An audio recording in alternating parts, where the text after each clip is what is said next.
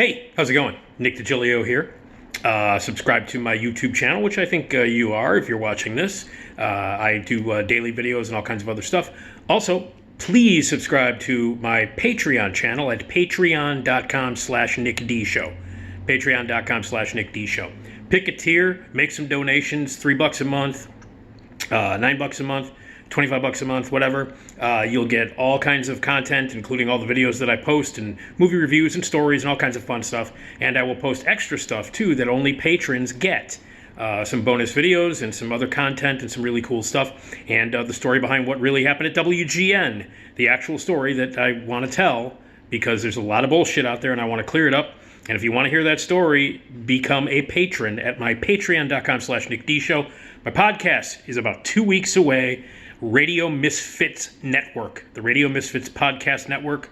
I'm thrilled to become a part of that family, and we're about 2 weeks away from my podcast dropping with all kinds of fun guests and cool topics. My buddy Esmeralda Leon is going to join me, who was on my WGN show. She's going to be a regular on the show, and we're going to have a lot of fun and do a lot of the things and some of the regular stuff that we used to do on my WGN show. I will be doing on my podcast at Radio Misfits Network. But again, with no bosses making really horrible decisions, a la WGN, and forcing me to do shit that I don't want to do. And also I can say whatever I want to say, whenever I want to say it. And if I want to say the word fuck, I'm going to say the word fuck. But mostly I will not have morons who have no idea what they're doing telling me what to do with my show. That's the freedom part.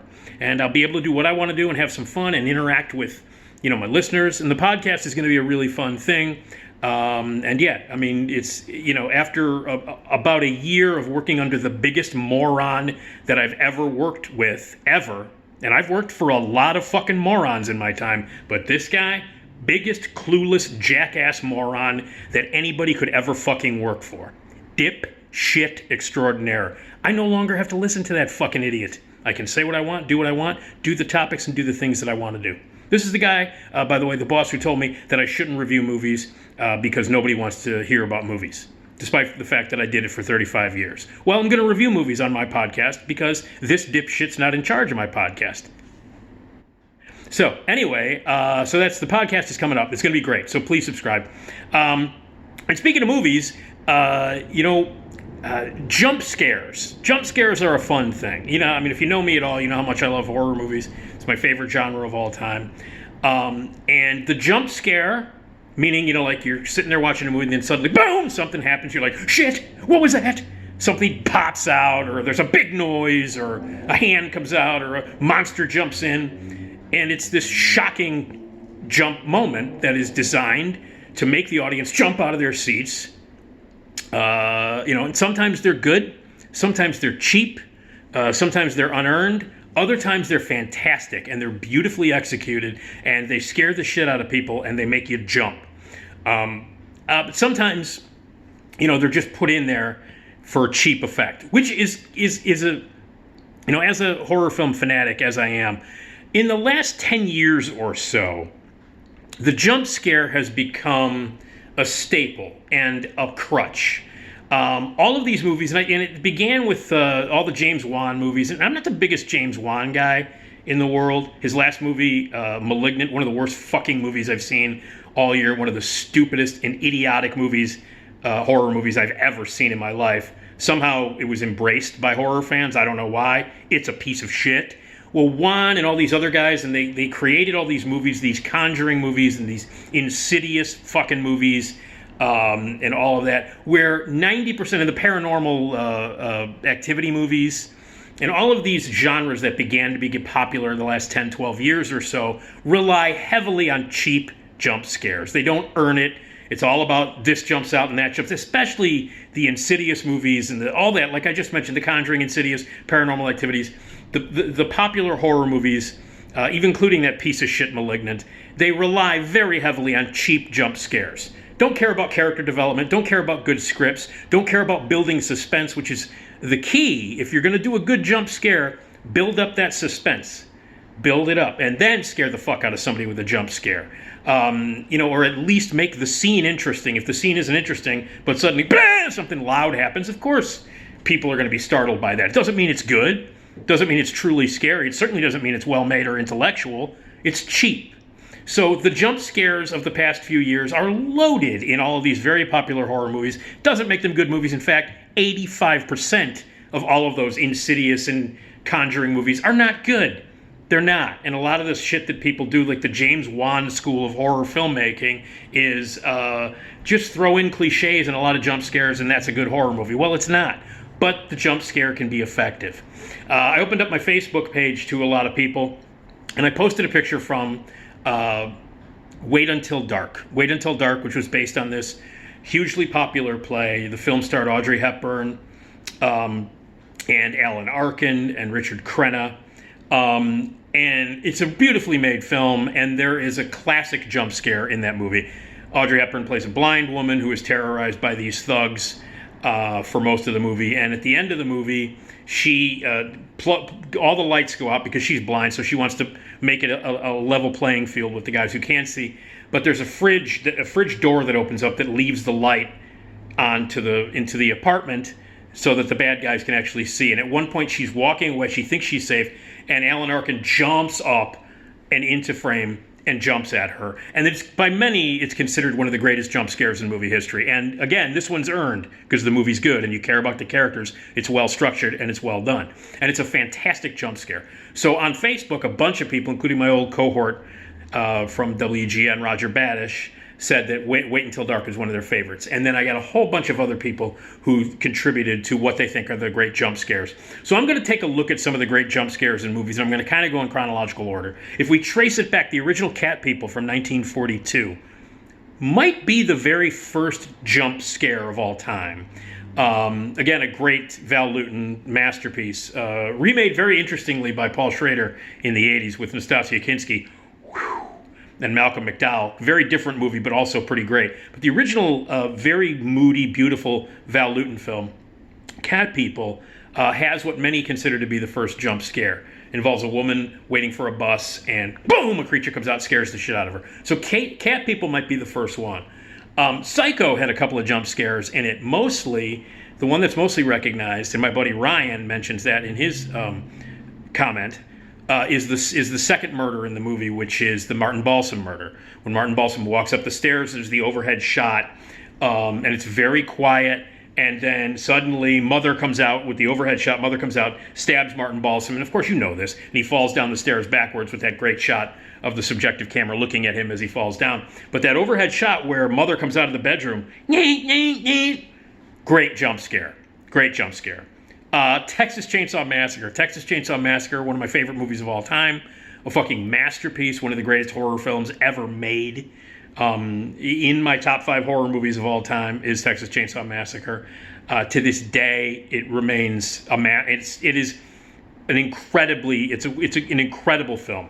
And the fact that it was shot on such a low budget and it has that sort of really raw, cheap feel to it, very documentary-like feel, is one of the many, many, many reasons why Texas Chainsaw Massacre is so effective and a fucking horror masterpiece. And there are several jump scares in it, but when Marilyn Burns and her brother Franklin, Sally and Franklin, he's in his wheelchair. He's wheelchair bound. This guy. When they first meet Leatherface and he comes out, boom, forget it.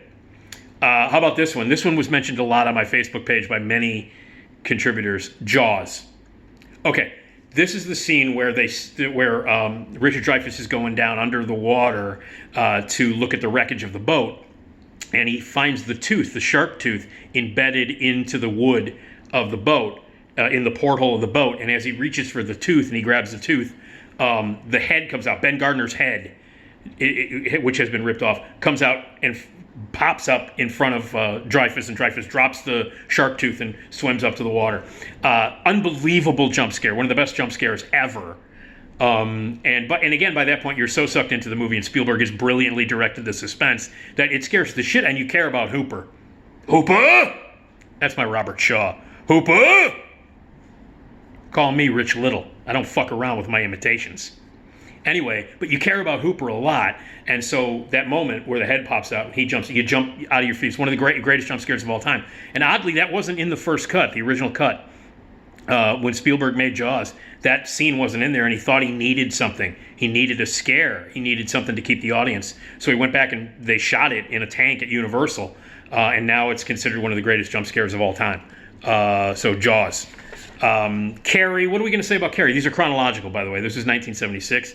The ending of Carrie, I can't tell you how many people put the ending of Carrie. Amy Irving goes up to the grave site, or where the house used to be. Carrie White burns in hell with the cross there, and she goes to put the flowers down, and Carrie's hand comes up out of the ground and grabs her. One of the greatest jump scares in the history of cinema. First time I saw it, scared the shit out of me, and it's amazing. And to this day, I mean, that's one of the quintessential. If you're making like a top 5 or a top 10 list of the best jump scares in movie history, the ending of Carrie, boom, right near the fucking top. Alien, 1979. There's a few jump scares in Alien, and again, Ridley Scott, one of the 2 great movies he's directed, of the 95 other pieces of shit. Fuck Ridley Scott, by the way. Let me just say that Ridley Scott's a dickhead. Okay, fucking terrible filmmaker, unbelievable. But he did direct 2 great science fiction movies, Alien and Blade Runner. So other than that, he can kiss my ass, really. But anyway, in Alien, there's a bunch of them, but it's at the end when Ripley thinks that she's safe at the very end. And then you kind of look at the hull and the shape of it, and you kind of, is that the monster? Is that the... And then it reaches out and grabs at her after you think she's in the escape pod and safe. Great. There are a few in The Shining, which came out the year after. A few in The Shining. Some people say when Nicholson comes out with the axe and kills Scatman Crothers with it, they think that's a good jump scare. I don't think that's a good jump scare. That whole thing makes me crazy. Every time I watch The Shining, it makes me fucking crazy because Scatman Crothers, it's like the biggest waste of time ever, and it's different than the book. I don't know why Kubrick did it, because I think Kubrick in real life was a dick, and he was trying to be a dick, and I admire that. But Halloran does not get fucking killed. In the book, he does not get killed as soon as he walks into the Overlook.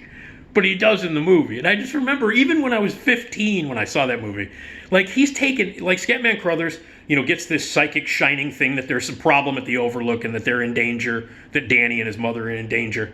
So he, like, leaves what looks like a Florida home with really beautiful, like, bad velvet painting behind him. He leaves there, he gets in a car, goes to an airport, takes a plane, takes a helicopter, gets a snow plow tractor to get through the snow-packed mountains to get there. So he spends like days, like a week and a half, taking 19 different forms of transportation. He finally gets there, and we've been watching him and knowing that it's taken him forever, and he walks in the door after spending a week in every form of transportation in the worst conditions possible, walks in the door, hello, anybody here? Axe to the chest. Fuck you, Kubrick. Anyway, but for me, the jump scare is there's this moment in the movie where they're like, it's real quiet, you see the maze, and they're walking through the maze, Shelley Duvall and Danny Torrance or Jake Lloyd are walking through the maze, and the music is building up, and they're like, ooh, doo doo doo doo doo doo doo doo doo doo doo doo, boom, Tuesday, and it's just a cut to black with a play card that just says Tuesday. Scariest Tuesday ever.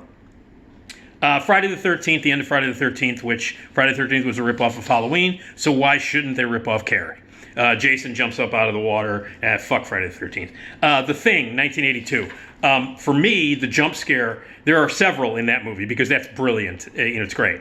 But I would say that the defibrillator scene, where the guy's chest rips open as Richard Dicehart is doing the defibrillator, boom, his chest rips open and the teeth are there and they bite off the guy's arms. Fantastic. There are a lot. Poltergeist, a movie that I don't think is scary. The clown scene, a lot of people say the clown scene when the clown came to life and was a good jump scare. Fuck that movie, it's not scary. I'm going to save the one from 1990. We're going chronological because I'm going to save the one from 1990, from the film from 1990, for last because it's my favorite jump scare of all time. And I personally think it is, when I get to it, it is, without question, the fucking greatest jump scare ever. Seven from 1995. Great, creepy movie again. Earned, beautifully done. David Fincher, brilliant direction. One of my favorite movies of all time. And one of the creepiest and mournful and scariest movies ever made. I love Seven. Not the most uplifting movie in the world, but I love it. And the scene where they go to Sloth's apartment, the sloth victim, and he's tied down to the bed, and there are all those pine tree air fresheners all over the place, and they're all looking at the horrible place. There's piss and shit in jars next to him, and you're looking at this guy's emaciated, and he looks dead. He looks like he's dead. He's been laying there. He's barely alive, and as John McGinley leans over and says, "You got what you deserved," as a SWAT team, and he suddenly, Sloth goes and wakes up scared. I mean, I'm telling you, first time I saw it, pissed myself almost. Every time I've seen it since then, I wear Depends. Anyway, Sloth waking up, 7. Let's see, Audition.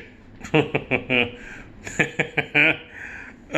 bag scene. The scene, there's a body in a bag. Audition is this insane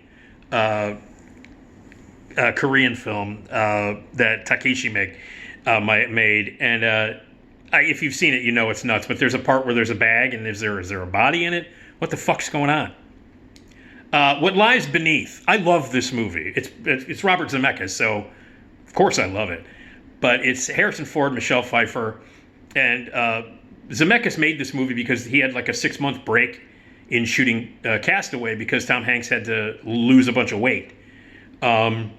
So they had to wait. So he just decided to do this, like, sort of this, Hitchcock ripoff. Just fuck around. And he made What Lies Beneath. And it's brilliant. And there's a scene in it where Michelle Pfeiffer is faking that she can't move and she's in a tub. And there's an incredible jump scare that involves Harrison Ford, Michelle Pfeiffer in that. Fantastic. Mulholland Drive. Holy shit. Mulholland Drive. The diner scene. Holy shit. David Lynch, brilliant movie. Not my favorite David Lynch movie, but I do love it. And this is one of the biggest jump scares of all time. And it comes out of nowhere because Lynch doesn't do that kind of shit. He's more like creepy and moody and stuff like that. The jump scares are not a big thing for him. So this scene in the diner, outside the diner when they're walking around and by the dumpsters and boom, forget it. The Descent, extraordinary movie. Oh my God, such a great movie, The Descent. There's a night vision. See, if you don't know it, it's about a bunch of women who go cave climbing and spelunking, and they're inside the cave, and there's a bunch of creatures in the cave. There's a night vision scene where they put the night vision on in The Descent, and the creature pops out. Fucking forget it. Drag Me to Hell has about 9,000 great ones. The Sam Raimi's underrated, by the way. Underrated fucking movie. Drag Me to Hell. When people talk about how great Sam Raimi's movies are, not a lot of people mention Drag Me to Hell. It's a great movie, one of his best. And there's a great jump sequence in that, jump scene in that, where the main character is sort of having this incredible, insane battle with this old, dispossessed woman in a car. And there's this particular jump scene in that. So Drag Me to Hell, check that one out. It Follows. Oh yeah, It Follows. Great movie about like an STD come to life is essentially what that movie's about. Really creepy, really awesome movie. And there's a scene where a big tall dude comes through a door in It Follows. Great jump scene. Speaking of It Chapter 1. A lot of great jump scares in that. In the first one, the second It Chapter 2 sucked. But the first one's really good and scary and cool. And there's several jump scenes in that one. But when one of the kid characters turns around and Pennywise is there, and that whole thing is fantastic. A couple that I skipped over: The Ring, which is a movie that I don't like, which I think sucks, except for the scene. The only really truly scary scene in the movie The Ring is when the horse goes nuts on the ferry. When the horse goes completely fucking apeshit and then jumps over the side of that is truly terrifying. I've been around horses. And that scene really fucking freaked me out. Everything else in that movie. But there is a jump scare in it that's pretty cool. And that's when they're talking about these girls, these like teenage girls who watched the infamous videotape and You're Gonna Die in 7 Days. And they open up the closet and they find her dead body in the closet and she's like, ah, or her face. That's a pretty cool jump scare. Black Christmas, the original Black Christmas has a couple of good ones. There's one with the fucking eye where the killer's like, Agnes, it's me, Billy. That whole thing with the eye, awesome. And then when the hand comes through, like near the Christmas tree, when Olivia Hussey is running around, and the hand comes through, the original Black Christmas, fantastic. Let's see. And then I guess the Red Demon, I will give Insidious this one. with Patrick Wilson kind of standing there, and then the red demon in the first Insidious. There's been like 800 Insidiouses and 900 Conjurings, and they can all blow me. But I will give you credit on 2 of these. The Insidious with the red demon behind Patrick Wilson when the red demon shows up, very cool. And Conjuring, the first Conjuring is a good movie. The other ones can save it. They all suck. But the first Conjuring is really good. And that involves a great performance, by the way, by Lily Taylor. How fucking great is Lily Taylor in everything? But she's really great in that. And it's they play like it, if I remember correctly, they play like a hide and go seek thing, and they clap. They do like a clapping thing, like who's there, clap. So there's like a clapping thing, and then claps happen. And then like there's a scene that involves Lily Taylor in the original Conjuring where they build up the suspense really nicely. This is James Wan. Every once in a while he can do something good. He did the first Saw, which was good. And then boom, there's a big jump. So those are some of the classic ones, and a lot of people were mentioning some of the other ones. But everything I mentioned was mentioned on my Facebook page. But the best jump scare of all time, Exorcist 3. Not only is The Exorcist 3, I think, almost as good as the first Exorcist, and I don't take that lightly, because the original Exorcist is one of the greatest movies ever made, not just horror movies, one of the greatest movies ever made, and I think Exorcist 3 is right up there with it. People just didn't, whatever, blah, blah, blah. They blow off all the Exorcist sequels. Exorcist 2 is insane, and I love it. The Heretic, it's an incredibly ridiculous movie, but I love it. But Exorcist 3, legitimately terrifying movie, written and directed by William Peter Blatty. It's all about the mood. It's all about the character. It is a fucking creepy, consistently moody, dire, scary fucking movie. Really, really scary and really, really great. I think on the same level as the original Exorcist. If you threw away Exorcist 3 and, like, fuck it, it's a sequel to The Exorcist, it's stupid, you're dumb. You should watch it, because Exorcist 3 is just as good as The Exorcist and really, really fucking scary and creepy and moody and just really terrifying. Like, it really makes you feel, it's a creepy movie. And it's got the best jump scare in movie history. Exorcist 3 from 1990, the best jump scare in movie history. It involves a woman, one static shot, camera shot of a long hallway in a hospital, and an overnight nurse making her rounds, very slowly walking into rooms and checking people. The camera never moves. It's just this hallway in a hospital, and we see a nurse walking up and down the hospital, going into one room, coming out of that room, walking another one. The camera never moves. One shot, long hallway, hospital. You see the doors on either side, the room door, hospital rooms on the other side. Here's the nurse, and she walks into this room, walks out of one room, starts to walk across, and there's a goddamn dude in a giant hooded white robe with a pair of like shears, like lawn shears, and walks right behind her and is about to cut her fucking head off, and then cuts her head off. You see it off screen. And the camera zooms in just as, hooded banshee guy with the clippers is about to cut her head off. It is the fucking biggest jump scene of all time. It's still effective. I've seen Exorcist 3 8 million times, and I still, even when I'm anticipating it and I know it's coming, best jump scare ever is in the incredibly underrated, fucking brilliant Exorcist 3. Dude, white, fucking hooded creature with the shears, right behind the nurse. Boom, camera zooms in, soundbite, boom. Greatest jump scare in the history of jump scares. Exorcist 3. Without question. Everything else pales in comparison. So, anyway, those are some great jump scares. They're cool when they earn them, but they're not when they're cheap. They got to be good, and the ones that I was describing are great.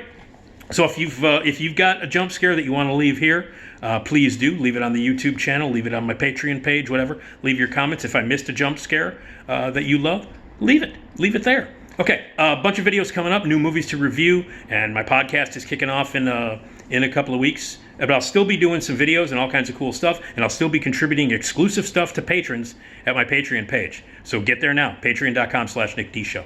Okay, thanks a lot, and don't get scared when someone goes, okay, good.